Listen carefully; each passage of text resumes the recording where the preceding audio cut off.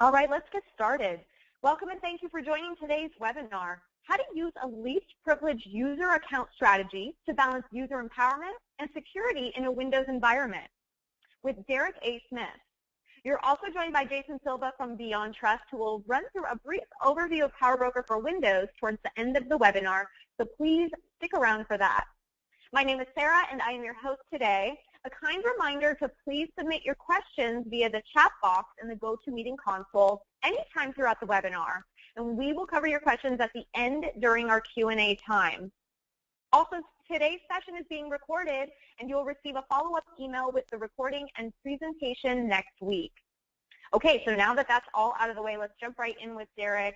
Hey there, Derek. Welcome. How you doing? Thanks for being with us today. Great. Thanks. Good to be back once again, everyone. Welcome, everybody. Hello. And happy holidays. Holidays are coming up soon. Just a real quick intro. Again, my name is Derek Smith. I am the former director of the National Cybersecurity Institute at Excelsior College, and now I'm a fellow there. I'm also a government IT program manager. I've written a book on cybersecurity and part of another book. As you can see from the picture there, I go on local and national television as a cybersecurity expert, and I teach at several universities like the University of Maryland, Baltimore College, University of Maryland University College, Excelsior, and a few others. I'm a former federal agent for 18 years, a special agent with the federal government, and I served in the Air Force, the Navy, and the Army. I have 9 college degrees, so I have quite a few degrees in this stuff. So I speak from an educational background as well as practical knowledge around IT security. That is my main specialty. So with that being said, I want to dive right into the material, how to use a least privileged user account strategy to balance user empowerment and security in a Windows environment. That kind of gives you an idea of what we're going to talk about today. So basically, what I'm going to discuss are issues and concerns that organizations like ours have or might face when they apply what's called a least privileged user account approach to their computers that run Microsoft Windows type products. Okay, I'm going to cover things like what the least privileged user account approach is, risks associated with administrative privileges. I'm going to give you a definition of principles of the principle of least privilege, definition of this approach. I'm going to call it LUA from now on because we're going to say it quite a bit. Benefits of this LUA approach, how to implement it, and then we're going to talk about, again, a product that we have that we think will be very, very useful for you if you have a Windows environment. So let's get started. First of all, we know that recent advances that we have in our devices and our networking technology and all those type of things have brought great or enormous opportunities to the various organizations out here of all different types of sizes. But unfortunately, as we all know, because we're all professionals here, is that when there's a connection between a computer and any network, especially the internet, it's going to give us an increased level of risk from things like malicious software, external hackers, all those type of things that's going to be able to target our systems, old and new. There's going to be new things that we don't even know about. So a significant factor that we have that increases the risk from these type of malicious activities that I described is a tendency for organizations like ours to give users administrative rights to their client computers. And I'm going to talk about some of the reasons we do that, but it opens up a whole nother can of worms for us. So when a user or an administrator logs on with these administrative rights, any programs that they run, like their browsers, their applications that they're using, email clients, instant messaging, you name it, those things too are going to have administrative rights. And if those programs actually activate some of that malicious software that gets on there, that malicious software can in turn install itself on our system or our network. It can manipulate the services that we have, like our antivirus programs, and it can even hide itself from our operating system through rootkits and things like that. So the users end up running this malicious software unintentionally and unknowingly, and then they've compromised our system, right? So this is one of the reasons why we want to have more control over that Windows environment in the number of ways that I'm going to recommend and talk about today. So first of all, let's take a look at what administrative rights actually mean on your computer in the first place. You know, and what is it? Well, mainly in this Windows environment.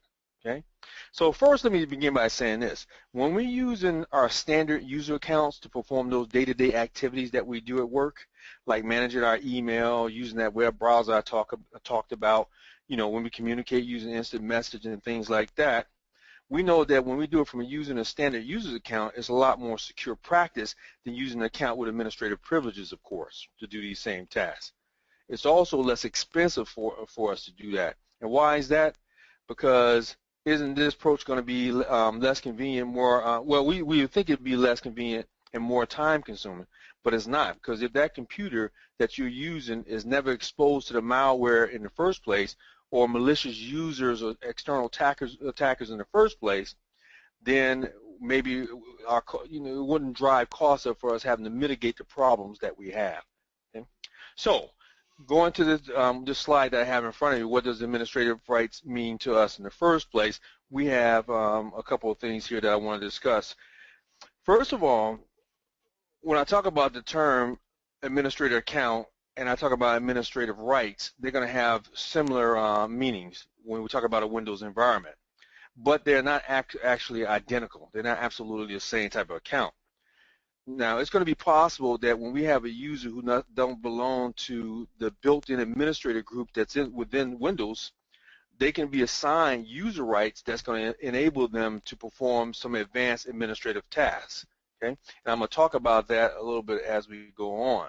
So those people are going to have these somewhat, or I'll call them effective administrative rights, because I'm going to talk a little bit more about that in just a second. That's going to enable that user to perform various administrative activities, right?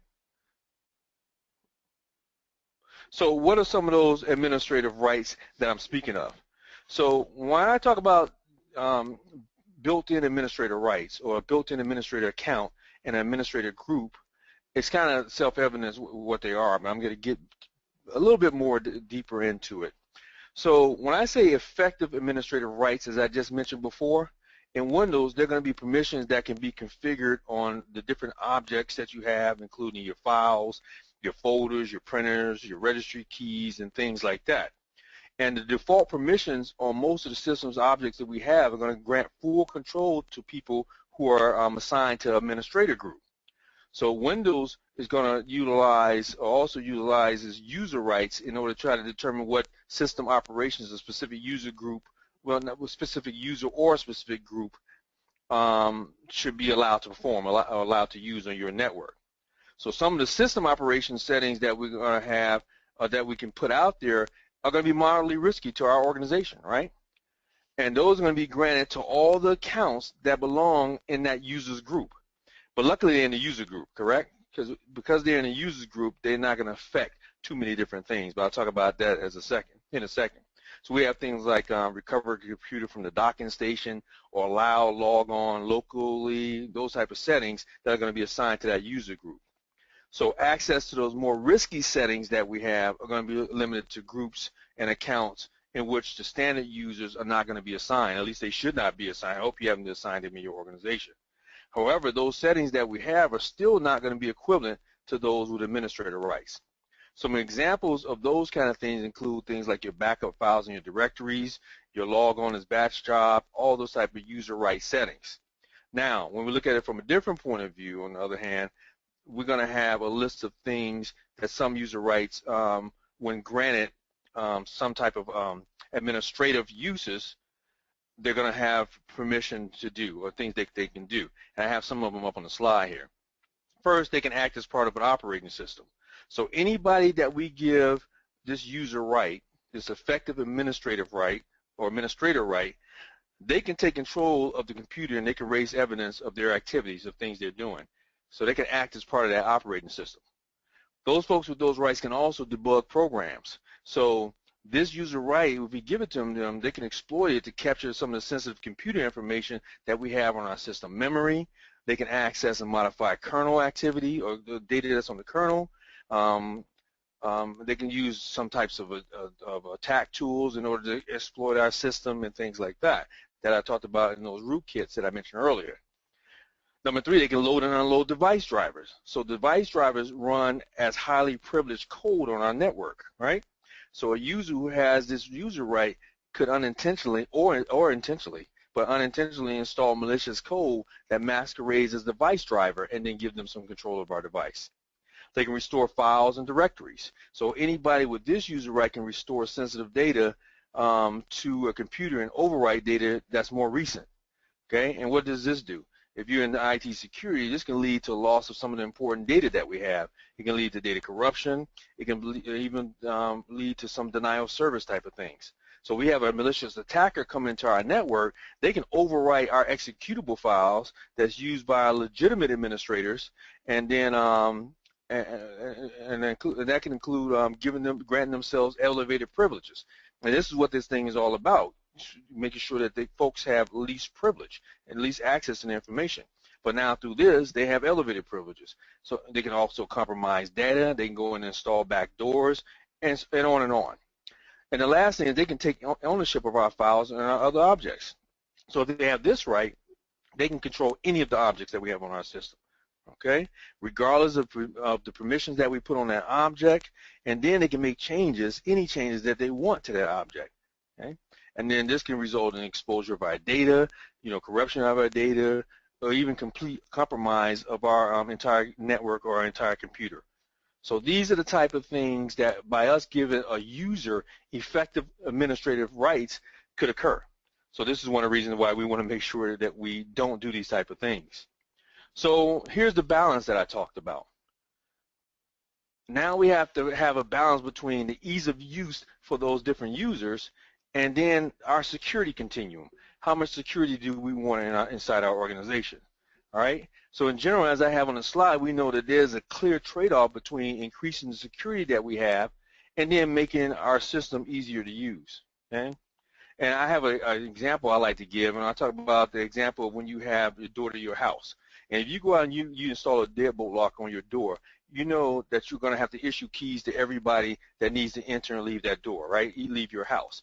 They're going to have a special key for that, all right? But what does that do on the flip side? That makes it easier for any uninvited guests or hackers, any uninvited guests to enter our house. But what happens next? A skilled hacker or a skilled thief can go back and they can pick that lock, they can just go in and basically kick the door in or break it down with a ram. So what we do is we can go in and install a security bar or some type of door brace on that door, and then we're going to have some even extra provided security there. But a lot of the designs for this can only be put in place or removed by somebody that's inside that house. And who's that person inside that house? That's our administrator, right? So again, there's going to be a trade-off here between that ease of use of security. As you see, I gave you that example. It becomes harder and harder to use that door because we have the door bar there, we have a brace, we have keys that have to be issued. Now we have a deadbolt lock. We have all these things in place, kind of our defense in depth strategy, and I'll talk more about that in just a little while. Okay? Now, there's also going to be a similar trade-off decision that we have to make when we decide whether we're going to require all users in our organization to perform the majority of their work with standard user accounts and then restrict that administrative access to only our administrators or some subgroup of our IT personnel who actually need it to perform some type of specific task that we have in our organization. So that's the trade-off. So if we or our organization currently allows a lot of our staff members to use account with administrative rights, when we make the transition after you listen to what I tell you today and you go back and make that transition to accounts with limited rights, it's going to be kind of challenging, right? Because they already have been used to having the keys to the kingdom, so to speak. Now, on the other hand, if your organization already restricts the administrative rights to a subset of personnel like the executives or the IT staff, then the transition is going to be easier. Okay? You're still going to have a few difficulties, but it's going to be easier. Just as a quick example, when I worked at TSA, the lead of TSA where I worked, he had administrative rights to the entire system. Now this guy wasn't even an IT guy. He was a business guy. He ran the TSA organization where we were. It's called Secure Flight, the Secure Flight Program, which secured the entire flight list, no-fly list.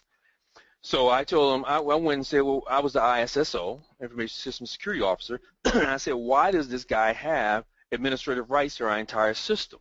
If anybody compromises him, the system's going to be compromised, and he's not an IT person. And you know what the reaction was to me? They asked me, well, Derek, are you going to tell him? Are you going to tell him he doesn't have it? And I said, yes, I'm going to tell him because that's my job. I need to tell him. You know, nobody wanted to go to him and take his administrative rights away, even though they knew that this was a bad thing. So of course I went to him, and once I explained to him why it was bad, he had no problem with it. You know, he's like, I didn't ask him to give me administrative rights in the first place, and he understood the risk that came along with that, and he'd rather give that up than to take that risk. Besides, he never went into it anyway. He had no reason to go into it. Okay? So again, we have to make that decision. Where do we want to be as far as ease of use, and then where do we want to be as far as our security is concerned? Now, let's talk about this least privilege account theory in the first place, and what it is that we're trying to accomplish and what it is we want to do. Now, I'm going to get deeper into it in just a second, but as I said just a slide or so ago, is that we're looking at a defense in depth strategy. And what does that mean? That means we want to have overlapping layers of security, and that's going to be one of the best ways that we use to counter the different threats that I talked about a little bit earlier when I gave my example. Now, we're going to have what we call this least privileged user account approach, where it's going to ensure, well, it's going to be an important part first of that defense in depth strategy, and that's why I mentioned in the first place. But what it's going to do is it's going to ensure that the users that we have and that we assign to our Windows environment follow the principle of least privilege. And that's mainly what it's all about, the principle of least privilege. And I'll talk about that in a second as well. And that they're always going to log in with a limited user account, not the super user, not the administrative account, none of that. And what this strategy is going to aim to do is going to try to limit the use of those administrative credentials to just the administrators, the people that should have them, and then only when they're doing the administrative tasks. Because you know we have problem administrators using their administrative account to go out and search the internet or whatever it may be. But no, we don't want that. We want them to use it the way it's supposed to be used. And if we do that, what's going to happen? Basically, if we use this LUA approach that we have, it's going to significantly mitigate the risk that we have from malicious software and accidental incorrect configurations of our systems in the first place. Okay? So because, well, let me say a however here. Because that LUA approach is going to require organizations to plan, to test, and support limited access configurations, this approach oftentimes can be can end up generating significant costs for us and significant challenges for us, because of course it needs a little bit more administration. It's easy to go and assign a bunch of folks to a bunch of groups and not have to worry about it. So we have to be a little bit more conscientious, right? And we have to make sure that we're using these things the way that we're supposed to be using. So that's going to be the challenge. It's not a big challenge. It's something we need to do anyway, but of course, just like anything else, it is somewhat of a challenge. So let's start with a definition of least privilege. Okay? And basically, as you see here, I'm going to give you a couple of different things, but the principle of least privilege is the practice of limiting access to the minimal level that will allow normal functioning. So that's not that difficult. We know exactly what that's all about. Give people only the rights that they need to get their job done. Okay? So what this does, if you look at DOD has a guideline 5200-28, and what they say is that you give them the amount of rights that requires that each subject in a system be granted the most restrictive set of privileges or the lowest clearance, because it's DOD, needed for them to perform their authorized tasks. Okay? So that's what least privilege is all about as far as the definition is concerned. What does this do for us, though? What it does is a couple of things. If they don't have access to a lot of the material that we have, a lot of data on our network, it's going to limit the amount of damage that can result from someone going out and doing something accidentally or error or some type of unauthorized use, and people get higher privileges than they were supposed to because we've limited that in the first place, and they can't even get to the stuff that they're not supposed to get to. Right? So now I'm going to go a little bit deeper into the LUA approach, the principle of least privilege, least user approach that we have a little bit further. So I gave you a definition, but the definition looks at this as a practical implementation that we're going to do of that principle of least privilege that I just talked about, and especially in the Windows environment, because this is about a Windows environment. It says here specifically users, programs, and services on Windows. And it says it should have only the minimum rights and permissions that are required to carry out their assigned tasks. So we're taking that least privilege definition that I gave you before, and now we're putting this approach into fruition or into play. So this LUA approach is going to be a combination of things. And what it's going to be is a combination of recommendations, tools, best practices that we have, even software, that we, third-party software or whatever we're going to use, that's going to allow us to be able to use non-administrative accounts to operate computers that run Windows. That's our goal. So this approach is going to require our organizations, if we're the security people, it might require us to go back and reevaluate the role of computers and the level of access that the users should have to those computers in our environment or in our enterprise. What it's also going to do for us is also going to address both our strategic goals and our day-to-day considerations that we have for from operating under limited user accounts. It's going to address issues that come when we do operate with these limited user accounts. Okay, and this is going to include areas like when we have remote users that need to make configuration changes to our computers and things like that, and they have this limited access. What do we do now? All right. This approach is also going to apply to applications, application development and testing. What applications are we going to allow to run in our Windows environment? So when we have developers, and even when we have our testers, because they have access as well, they're going to typically log on to our computers, or I'll say their computers, with accounts that have administrative rights, right? Their testers, their developers, they have accounts with administrative rights. And what's going to happen is that and let me take a step back. I hope I don't want to offend any developers that might be on the call, but oftentimes developers are thinking about usability and functionality of a program and making sure that it's working. They don't so much think about the security aspect the way we do as security professionals. So therefore, that configuration can result in developers releasing compiled programs that require elevated privileges to run.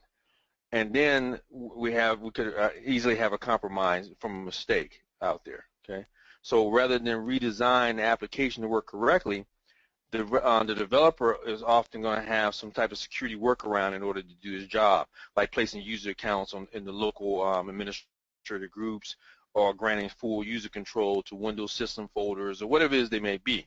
So what happens is that when we put this LUA approach in place, it's going to go back and counteract the tendency for us to simply go out and grant administrative rights and permissions to every user or every program that requires access to a resource.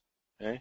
So when we have programs, applications, and people that go out and follow the principle of least privilege, it's going to make our entire network, our entire system more secure. It's a good security practice. Okay. So first, before I do this, look at LUA, you need to generally kind of understand the principles behind, understand Windows accounts and how they work, and I go over this rather quickly. So to understand the principles behind this LUA approach I'm talking about, you need to be aware of the differences between administrative and non-administrative accounts in Windows. And you need to know how Windows starts and run programs and things like that. So I'm just going to take a brief look at the different type of accounts that we have. Now, computers that run Windows maintain an autonomous security database in their security accounts manager in some forms of Windows, some types of Windows. I hate to say I'm not up on Windows 10 that much yet. So this SAM, we call it, a security account manager, is going to be responsible for storing the local user and group information, and it's going to include numerous default groups. So we're going to have our administrators, and they're going to have complete and unrestricted access to our computers, as you see here. We're going to have our power users, and they're going to have more limited administrative rights, such as sharing files and installing local printers, changing the system time, whatever it may be. But these power users also have extensive permissions to access files that's in the Windows system folders. We have our users, and they're going to have limited user rights, and they're going to be prevented from making accidental or intentional system-wide account changes because they have a limited account. Limited access because they're users. And then we have a guest, and those guests have even fewer rights than those limited users. Okay? So our user accounts are going to be granted their rights to membership in some type of group. The administrators, the power users, all through the administrative rights we give them in various groups. Now, when we log on, folks go on, they log on, they have a log-on process, okay? And they log into these different types of administrative groups that we have, or different groups that we spoke about just a few minutes ago. So this kind of process, they authenticate as either an administrator or they're going to authenticate as a user. And as you all know, when they do that, it's going to give them certain type of privileges that they have or certain types of access that they have. Okay, I won't break it all down and talk about how it happens technically. So we have this LUA approach that I spoke to you briefly about, and there are some benefits that we have that I want to talk about when we use these type of accounts. Let me just I want to make sure I did cover. Yes, okay, I did cover it. All right. So I want to go back just for 1 second and look at this process again, this logon process, because it's important for you to understand is this authentication process for Windows again. So when a user go in, they log onto their computer, that operating system again is going to authenticate that user credential, and they're going to start an instance of a Windows desktop, right? Because we're using Windows. So this desktop is going to run with the user security context with the logon user rights that they have and the permissions that they have. So when that user goes out and he starts that program, like Microsoft Explorer or whatever it may be, the program is also going to run in that user security context. What I mean is as an administrator or as a user. So I have here they're going to authenticate as an administrator again or as a user. So I just want to look at that just a little bit further. So if they authenticate as a member of the local administrator group, that desktop that they have and any programs that user starts is going to run with full access rights and permissions of the administrator. And I talked about that. So those people are going to have things like to install, start, stop services. They're going to be able to create, modify registries. They can replace operating systems files if they want to, terminate process. They can even control our firewall settings and other types of security mechanisms that we have in place. So that's going to be very important to note that if we end up giving somebody those rights, those are the type of things they'll be able to do. Now, if they authenticate as a user again, they're not going to be members of that administrator group, and they can only access a significantly reduced number of resources that we have out there. So they can view the status of services and device drivers. They can create, modify some registry settings. They can run programs, of course, view running processes. They can view the firewall settings, maybe, but they won't be able to change them. So this is very important to make note of that. So limited users, now I talked a little while ago about limited users and having a little bit more rights. Those limited users can still carry out tasks that are required to do their jobs, and so these people that don't have administrator rights, like such as attaching to the wireless network and installing plug and play and things like that, maybe even change a few desktop settings, but they're not going to be able to get the full keys to the kingdom. And so this LUA approach don't seek to limit their abilities. As I said in the title, they want to balance those out. They want to reduce those risks by limiting the accounts that have administrative rights, but still allow you to do some of the things that you need to do in order to do your job. Okay. Now let's get to those benefits I was talking about using this approach. So this LUA approach that I have is going to provide a number of benefits to your organization, no matter what type of organization you have.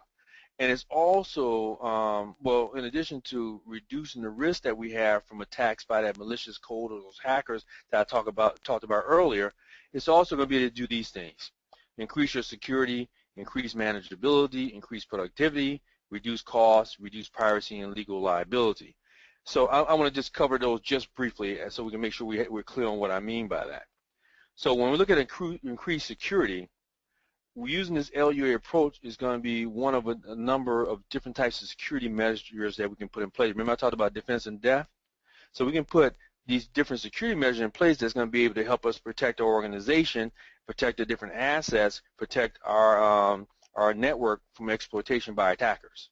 Okay?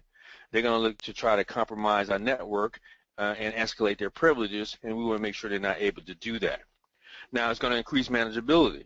So by us having standardization in our organization, we'll be able okay. Windows is going to provide us the potential for us to customize our operating system configuration. So if our user can log on with administrative rights, they can often succumb to the temptation of changing some settings. Like I'm having a problem with my computer. I don't want to call the help desk. I'm just going to go ahead and change this on my own because I can. So we want to be careful about that because that action alone could lead to quick compromise of our computer. They don't know what they're doing. They can do something unintentionally, and folks are always on the lookout for how they can get into our systems and escalate their privileges all again. So quickly we could be compromised because all the network connections that we have, even the trusted networks, should have the protection of some type of host-based firewall, but now they have access to these type of things. Okay? So we don't want these user-initiated changes out there. They can end up for more calls at our help desk and, of course, compromise of our system. I say it increases productivity. So as we know that when we have computers, we have enormous when we came up with computers, let's say, we had an enormous increase in our productivity for organizations. However, those computers require some type of proactive management to maintain this productivity advantage that we have. You know, it's funny how the more that we brought security in place and the more the internet came on, it enabled us to do many things, but it also became detrimental in many ways that could harm productivity, like denial of service or a system being shut down. Okay, so if we have our organization and users depend on our computers to do their job, us as IT people, we as IT people need to minimize the likelihood of one of those disruptions I talked about coming. So by doing that, that's how we end up increasing the activity. Productivity. We maintain productivity through the maintenance of our clients' computer configurations that we have, security configurations, all those type of things. Okay. Now we know that lost productivity can occur when that malicious software takes over our computer. All right, and by not allowing that in the first place, now we've increased that productivity. Of course, I talk about reduced costs. So although we have the maintenance I just spoke of the different types of multiple client computers we have, we know it's not cost-free. And we have to look at the factors that's going to increase our costs, like, you know, having unique or untested combinations of hardware and software on our computers, or unknown changes in our operating system. Hopefully you're not doing that. You have a change process in place, but that can make things hard for us. You know, licenses not installed and all that kind of stuff. And then it reduces piracy and legal liability issues. We can do this. Well, first of all, let me start with this. You all know we have a lot of regulatory type compliance obligations for most of the organizations out there. And one of those is to prevent illegal use of our company equipment by our employees. So these obligations require us to take action when employees knowingly or unknowingly do something wrong. So we have to. So if we implement this LUA approach, it's going to significantly decrease that because they don't have the rights and the access to do certain things that's going to get us in trouble. Right? Good. So risk, security, usability, and cost trade-offs. So with all this that we're speaking of, like a lot of different approaches that we can take to network management, things like that, when we adopt this LUA method, it involves us making a business decision.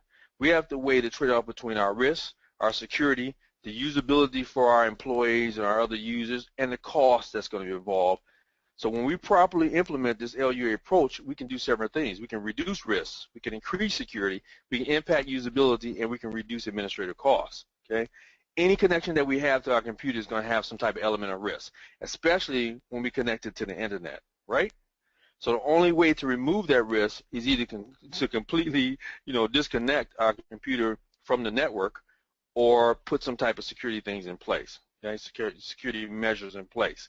You know, most of us are going to agree that the business benefits are going to outweigh us coming off the grid, so to speak. So we pretty much can't do that. But what we're going to do is we're going to go out and we're going to use this LUA approach to try to significantly reduce the current and the future risks that we have or that results from programs running with administrative rights. So that's one of the things. Of course, it's going to increase security, as I spoke of, because the LUA approach is going to provide, you know, least privilege. It's going to increase our security. Okay, so the trade-off that I spoke about is going to reduce the freedom for users to make configurations to their computers, you know, configuration changes, but it's not going to necessarily reduce usability. Okay, it's going to be actually a good thing that we have. So it's important for us to understand that this LUA approach I'm talking about is not going to provide a complete security strategy. Again, this is part of that defense and depth strategy that I talk about.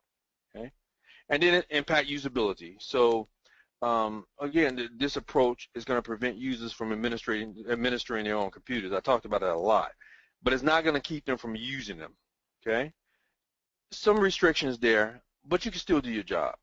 All we're doing is removing administrative rights. And removing those administrative rights is only going to make sure that those, well, I'll say this, only going to make those folks more productive, because they're going to have fewer distractions from their work, and they're going to have reduced opportunities to configure their computers incorrectly. So actually, we're increasing usability.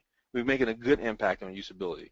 And then it's going to reduce those administrative costs, because again, when we use this approach, it's going to closely, it's going to tie in closely with our systems management strategy that we should have in place, because limited users can't change any of the enforced management settings that we put in place by our policies. All right? All right, moving right along. And we have our user account. So in Windows, we have our user account, okay? And this user account, as it says here, let me 1 second here to move something off my screen. Okay, so user account is a feature introduced in Windows Vista, I don't know why I have Vista there, but Windows, that can help you stay in control of your computer by informing you when the program makes a change that requires administrative level permissions. So it's going to, if you see down below, it's going to pop up. You can turn it on and off. It's going to pop up and it's going to tell you that somebody is trying to make a change. Forgive the old slip up there. But it's going to tell you that someone is making a change. So it's going to give you a little bit of control over some of the things that you can do, and hopefully try to prevent users from making mistakes that we don't want them to make. All right? So how do we take advantage of using least privilege in our organization in the first place? Okay? And there are going to be 3 basic approaches that we can use to do this. So depending on the version of Windows that you're running, there are going to be options that you can use to take advantage of the different concepts that I've been talking about so far, and I'm going to continue to talk about. So here's one of them. Number 1, the least secure approach is going to be to log on to your computer using an account with administrative privileges, as it says here, and then rely on that UAC that I just spoke about to drop those privileges except when needed. So you'll log on, you might have this elevated privilege, but once it's not needed anymore, it goes away. This is called admin approval mode. And while this option might be suitable for us managing our servers and things like that, though, it's going to be a poor choice for us managing regular user computers, because those, when hackers go out and they develop malware and things like that, they might be able to trick that user into approving their UAC prompts that they send them. They're gonna social engineer them, or those users might become tired of using those UAC prompts and they simply accept them all. They don't pay any attention. They accept everything that comes through. So it's not an effective way to manage this. Okay. Number 2, a more secure approach is going to be to log onto your computer with a standard user account and elevate to administrative privileges only when you need to do so. Okay, and this is referred to as over-the-shoulder elevation, as it says. Well, it's over-the-shoulder elevation. What it does is it requires the entry of some type of credentials for an account that is a member of a certain administrator group. So in order to get those administrative rights, they're going to have to log in with those credentials. Okay, now this action, action is going to happen. It's going to be completed by some other user typing over the shoulder of the standard user, basically is what it sounds like. Okay. Now it's still going to be somewhat risky to do this, because the malware again can mimic those UAC prompts, and then it's going to collect passwords for administrator accounts. It's going to allow a bad guy to get in. So dropping down to number 3, the most secure approach for us is to log on to our computer with a standard user account, but bypass the UAC. So instead of elevating applications on the current desktop section, you use some type of feature. I got the fast user switching feature in Windows, but some type of feature that's going to open a new desktop section with a dedicated administrator account to perform the administrative operations. Right? So these are our 3 ways that we can take advantage of putting some type of least privilege strategy in place that's going to kind of limit what it is that users can do on their own, so they can't go in and mess things up. All right.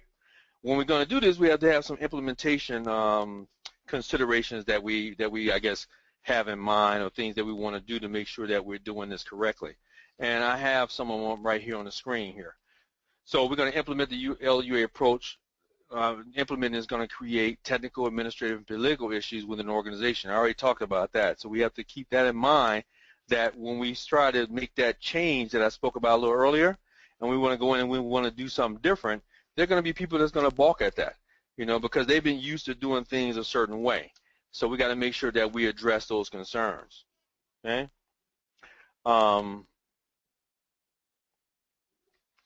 we're going to look at things like, again, who's going to have control of the computer I have here? Who's going to be able to install hardware? Who's going to install programs? Who's going to run programs? On and on. Who's going to do updates? Who's going to configure the cost and all those? And I won't go into each one of those individually. I plan to, but I'm going to not do that for time's sake. I'm going to keep us moving. Another thing, I'm going to continue with the implementation process here. Main thing about the implementation that I want to make sure that I do get to you, though, is that some type of decision is going to have to be made. Some type of business decision is going to have to be made on how do we do this and how do we make this conducive to what people need to actually accomplish on the computer. You know, that's also going to be safe for our business. Okay. Now, how do we do this? It's going to be essential for us, not just us security folks, but us as an organization, we to go out and then make sure that we get somebody that's high ranking, not just high ranking, but also technically educated to sponsor our project. So we're going to make this LUA change, to follow this approach. We need a sponsor, okay? And that sponsor needs to go out and he needs to be able to educate his fellow management about the growing threat that we have from all the different things that can happen should we not do this type of strategy, you know, and of course they're all about cost and how it can save them costs, okay? And then if that education don't provide a forceful enough argument, we need to highlight the issues of the legal liability that can result from unintentional installation. That always helps. There's a lot of stuff in the news right now, and explain how the tools that we can put in place, we're going to talk about the tools in a minute, can actually address any type of concerns that they have. Okay, so user education is going to be very important. Well, management education, but also user education is going to be very important because the users are also going to feel threatened. They're going to feel threatened by any attempt that we make to remove control over what they see as their computer. You know, even though we say the company owns the computer, this is my computer, and they might take steps to try to disrupt implementation of our LUA approach. Right, so we have to make sure that we message it correctly for them as well, in order for them to in order for us to actually take advantage of this and put it in place. Okay. As I said, we want to limit those administrative credentials. We want to provide effective security when the users log on with administrative rights. I need to deploy tools that's going to minimize the risk of running programs as an administrator. I want to ensure that anything that's internet facing, like our email browsers, applications, instant messaging, all those align. Align with our policy by having limited user rights. And I want to monitor computers for unapproved administrator usage. And if I see that, of course, I want to correct that problem, and I want to make sure that we take that away from them. Okay. So and the main thing is if I'm an organization and I'm not able to implement this LUA approach in full, it's going to be possible for you to mitigate the risk for running programs or applications with administrative rights by ensuring that any programs that access network resources always run with limited user rights. And that's what I'm doing here on this slide when I explained that to you. Okay. Now, this approach does not comply with the principles of least privilege per se, but it is going to offer us some benefits, some type of benefits, and it's going to be better than simply allowing everybody to run all the programs with administrative rights that they want to. Okay, so we want to make sure that we look at these things I have here, these different types of effective security measures, and possibly put those in place. Okay, now, I guess I want to, in my section here, we're looking at what I have here on the slide here. Basically, what I did is I want to introduce you just briefly to the principle of least privilege, and especially down to the user level. And I want to explain to you how implementing, this LUA approach that I have is going to be able to go out and improve your security on your Windows network or your Windows environment. And it's going to do it right away, okay? And it's also going to lower costs for you, and it's going to reduce the risk of you getting type of malware infections or hacks based on what your users are doing. And even if you are hacked, it's going to limit your impact of those hacks because, again, they won't be able to get any higher than that user have. So only a small group of users should have those administrative rights. And if they do have those administrative rights, they need to have a compelling reason or argument as to why they should have them. Okay? So with that being said, I want to bring my partner on, and he wants to tell you a little bit more about how you can deploy this least privilege methodology and some things he can use to help control that. Thank you very much, Derek. Okay, guys, my name is Jason Silver. I'm a product manager here with Beyond Trust, and I focus on our endpoint solutions, right? So this thing called PowerBroker for Windows, which let me go ahead and share out real quick so you can actually see what I'm talking about. I don't have a lot of slides to show. My part here will be quick. We have PowerBroker for Mac, and then, of course, we have Endpoint Protection Platform, which is our AV. But today we're going to focus in on this PowerBroker for Windows, and it talks directly to what Derek has spent the last 45 minutes really just kind of driving home. And yes, a lot of it is stuff that we know. Like, we can know things. It's just a matter of, well, how are we supposed to do that? Well, just going to a least user access model or least privilege model, you can't just pull the switch, right? You need to do a little bit of due diligence ahead of time. And then even when you've done that, you've done a little bit of research and you said, okay, well, here's the applications that we think need admin rights, or here's the things we think are going to break if we do pull this switch.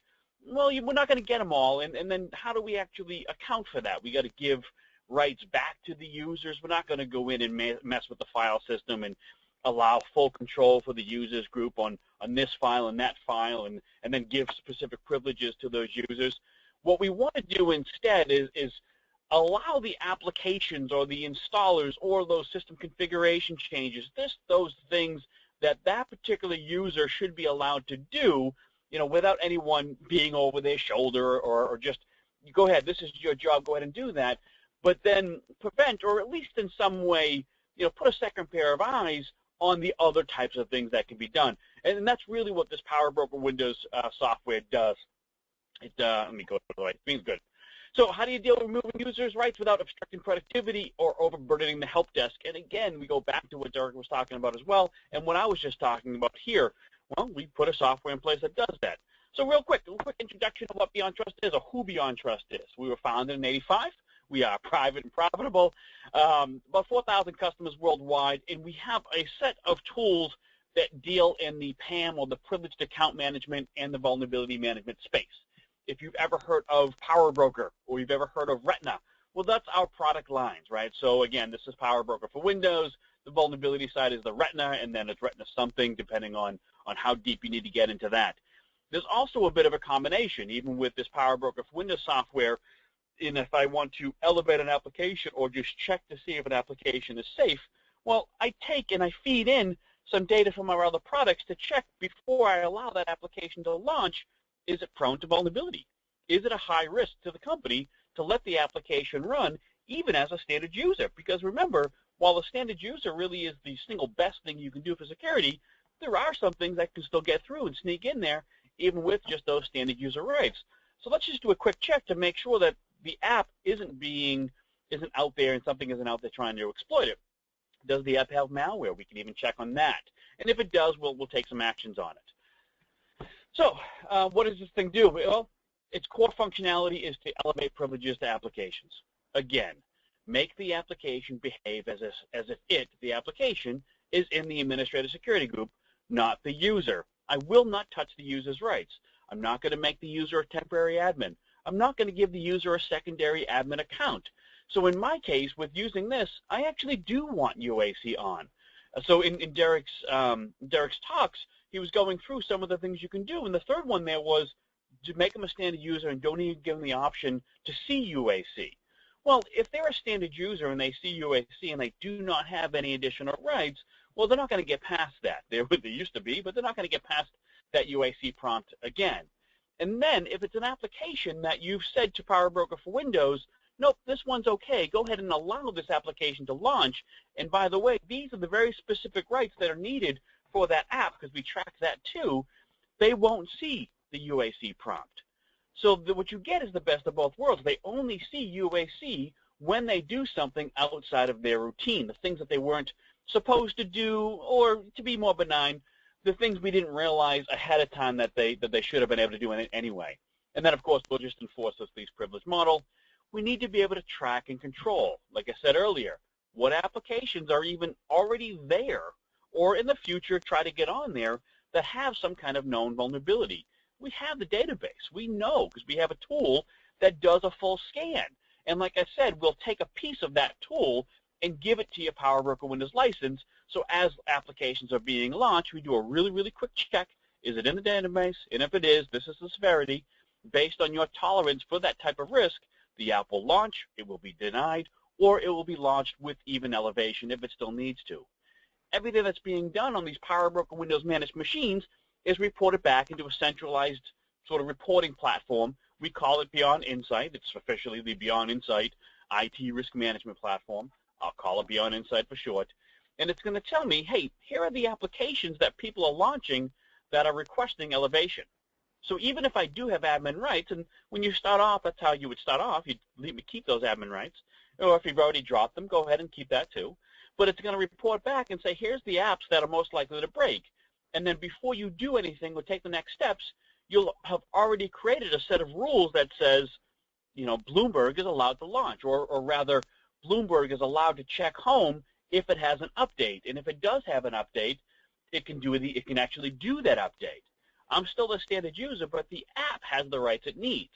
That's all I need. And then, because I've actually applied that rule, well, I can see that too if I want to monitor for those types of things as well.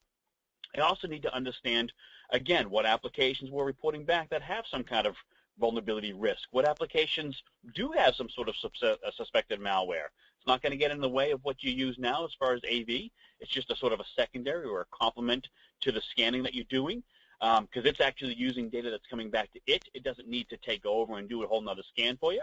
And then on some applications, let's say I do need to allow you to run an application even though I know it has some kind of vulnerability. Or I allow you to elevate programs and features because you need, for whatever reason, to go in and uninstall applications or run some kind of system configuration. I can actually capture keystrokes and sessions and screens, basically, and report back, what did you do during the, while that application was being elevated? So this is all part of just that PowerBroker Windows license. And then hopefully, if time allows, I'll show a real quick demo so you see the thing, sort of in motion. This slide here, I'll just breeze through it real quick. Basically, it's just showing why PowerBroker for Windows. Okay, so we talked about the deep capability, being able to go out and discover the assets that are on the network, whether you know about them or not. By the way, the discovery, the scanning that we allow for doesn't limit you to just Windows machines running PowerBroker for Windows. In that case, I don't even care if PowerBroker Windows is on that system. I want you to be able to go out and even see what's there. And once you see what's there and bring all that data back, you can really start to organize it and really start to give people rights to see particular data about my Cisco routers, my Linux boxes, my Macs, or my Windows boxes that are being managed with PowerBroker for Windows. Those are what we call smart groups. It is patented technology. There's actually patents awarded for it, and more in the works for the pending, I guess. Talked about the reporting, and again, it's part of a broader solution set, but we're really going to focus on this one. So let me go real quick. Let me extend this. I don't want to time out of that. This is actually part of the reporting. This is the data warehouse. So again, the nice thing about having a centralized reporting hub that's Beyond Insight is I'm not only this piece right here doesn't only take into consideration PowerBroker for Windows, but this lab's a little small. I really just run PowerBroker for Windows and PowerBroker for Mac in it. But if I was doing my vulnerability and my patch management and my more of my privileged account management, my password management and stuff, I would actually be able to see a report that says, hey, this machine right here, we've generated alerts from 3 different pieces of software or externally from like Palo Alto or Checkpoint or FireEye. So this one machine is reporting alerts from different security software. There may be an issue. At least we should go take a peek at it. That's the beauty of having everything come into one hub here. It's not looking to take over your SIM, but it is a good middle product if you do have another SIM you need to send data to, or if it's your final destination and not in a bad way, you can actually use it for that as well. But it actually just takes this data and combines it into an alert because we know what constitutes an anomaly. So rather than sending a bunch of raw data up to another SIM, we'll just send the individual alerts and then you can go look back. But this is the piece we'd focus on more. So if you were just starting off with PowerBroker for Windows, you'd come here and you'd say, okay, well, what's going on? Well, I can see that I'm running some applications that may need additional help. Emmet is one of those things, right? So if I'm going to run Emmet, I can't run Emmet as a standard user, and in most cases, I shouldn't be able to. But some people somewhere may have to. That's not a problem. I would just create a rule that says, hey, you know what? if this person, because I would actually filter them down, if this person launches this particular application, and I could track it either by the publisher information, Emmet Agent EXE was signed by Microsoft. If I cared about the specific version of it, I could do that too. Or, by the path, and that's pretty self-explanatory. And, of course, the hash of that particular binary. Either way I want to do it, I can allow for that to track. Now, as a standard user, when I pop over to, this is a Windows 10 box here, and I pop into data sources, real simplistic application, right? It doesn't matter much what app I'm running. It's just an app. And I try to go over and make a system DSN. Hey, guess what? I can't do that. Now, Windows is very kind to me. It tells me quite clearly, you're not logged on as an administrator. You need to be if you want to do this particular task. All right, well, again, I don't want to, and Derek would agree, we don't want to give the user admin rights. If I do that, havoc can be wreaked, even if they don't mean to. And you pointed that out, too, in the beginning of it, Derek. It's not that everyone's being malicious, and in fact, most people are good, we hope, right? But it just takes one bad person to do whatever on the network if they have the rights to do it. So what I'm going to do is I'm going to tell PowerBroker Windows, hey, you know what? When this application launches, go ahead and let it happen. Just give it the functionality it needs. The rule was already here. It was just disabled. I just turned it back on. And if I look at a rule or a typical rule for PowerBroker Windows, there's always a trigger. In this case, it's a publisher, right?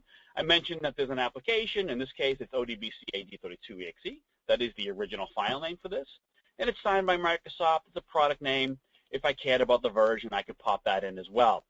And then once it triggers, and there's a small client on the box that's listening for these kind of things. It's also what protects the elevated applications. But once the trigger happens, then what do you want me to do?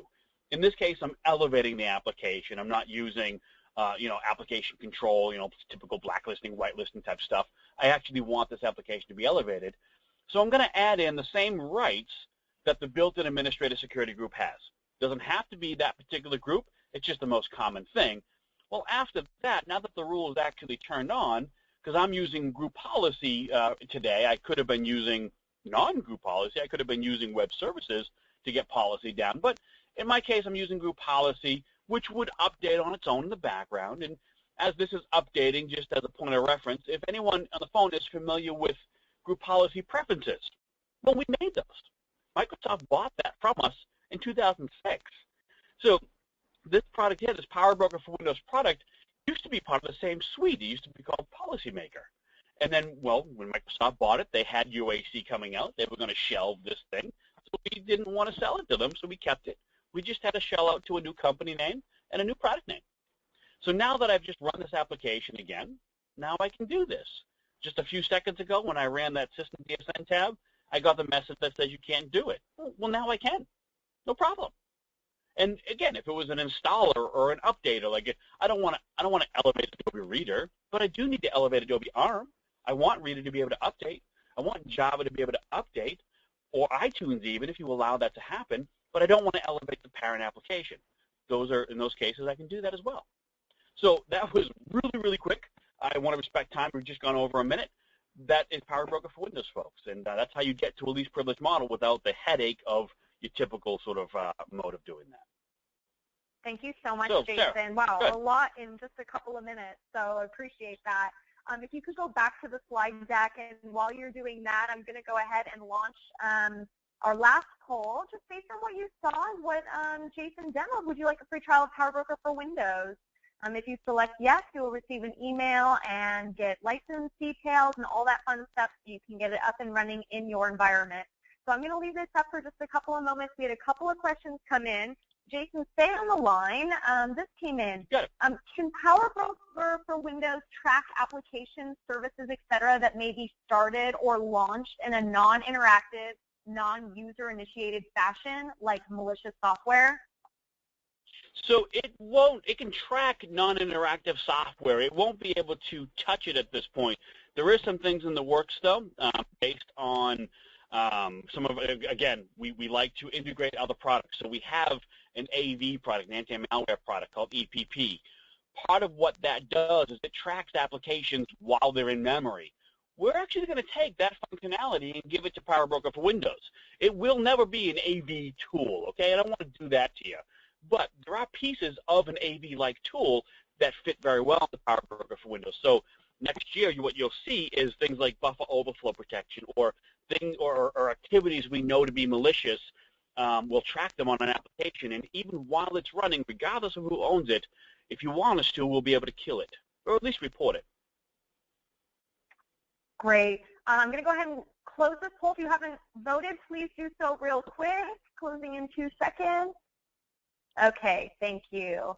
And Jason, could you go to the last slide? It is just announcing tomorrow's webinar. And, you know, this is the last one of the year, you guys. So thank you to everybody who has been attending our webinars all year long. We try to provide you guys with really rich content from a variety of experts and speakers on a variety of topics. So join us for our last one tomorrow. Advanced infrastructure hacking, some neat, new, and ridiculous hacks. Should be really fun. The bit.ly link is listed here, so look for that. You can always find it on our website as well. So with that, a kind reminder that you will receive an email with a link to the recording and the presentation within 2 business days from now. It will come from communications@beyondtrust.com, so be on the lookout for that follow-up. With that, I'd like to thank Derek and Jason for presenting their insights with us today. Thank you both very much. It's always such a pleasure working with you guys. Thank you. And everybody have a wonderful rest of your day. Thanks again for joining us.